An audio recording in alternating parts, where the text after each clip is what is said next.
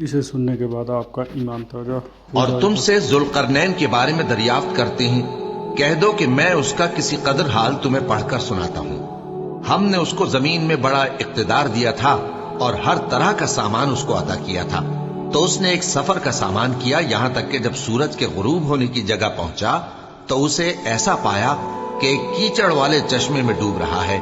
اور اس چشمے کے پاس ایک قوم دیکھی۔ ہم نے کہا ذوالقرنین، تم ان کو خواہ تکلیف دو خواہ ان کے بارے میں بھلائی اختیار کرو، دونوں باتوں کی تم کو قدرت ہے۔ ذوالقرنین نے کہا کہ جو کفر و بدکرداری سے ظلم کرے گا اسے ہم سزا دیں گے، پھر وہ اپنے پروردگار کی طرف لوٹایا جائے گا تو وہ بھی اسے بڑا عذاب دے گا، اور جو ایمان لائے گا اور عمل نیک کرے گا اس کے لیے بہت اچھا بدلہ ہے، اور ہم اپنے معاملے میں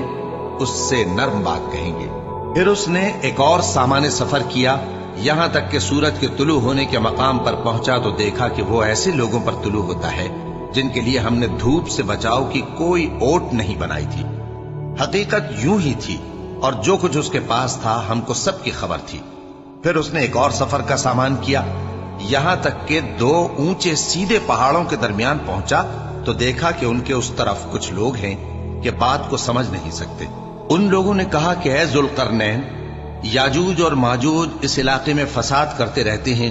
بھلا ہم آپ کے لیے خرچ کا انتظام کر دیں کہ آپ ہمارے اور ان کے درمیان ایک دیوار کھینچ دیں۔ ذوالقرنین نے کہا کہ خرچ کا جو مقدور اللہ نے مجھے بخشا ہے وہ بہت اچھا ہے، تم مجھے قوت بازو سے مدد دو، میں تمہارے اور ان کے درمیان ایک مضبوط رکاوٹ بنا دوں گا۔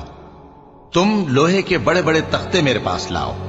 چنانچہ کام جاری کر دیا گیا، یہاں تک کہ جب اس نے دونوں پہاڑوں کے درمیان کا حصہ برابر کر دیا اور کہا کہ اب اسے دھوکو، یہاں تک کہ جب اس کو دھونک دھونک کر آگ کر دیا تو کہا کہ اب میرے پاس تانبا لاؤ کہ اس پر پگھلا کر ڈال دو۔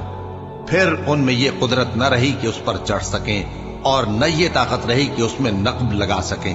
بولا کہ یہ میرے پروردگار کی مہربانی ہے، پھر جب میرے پروردگار کا وعدہ آ پہنچے گا تو اس کو ڈھا کر ہموار کر دے گا، اور میرے پروردگار کا وعدہ سچا ہے۔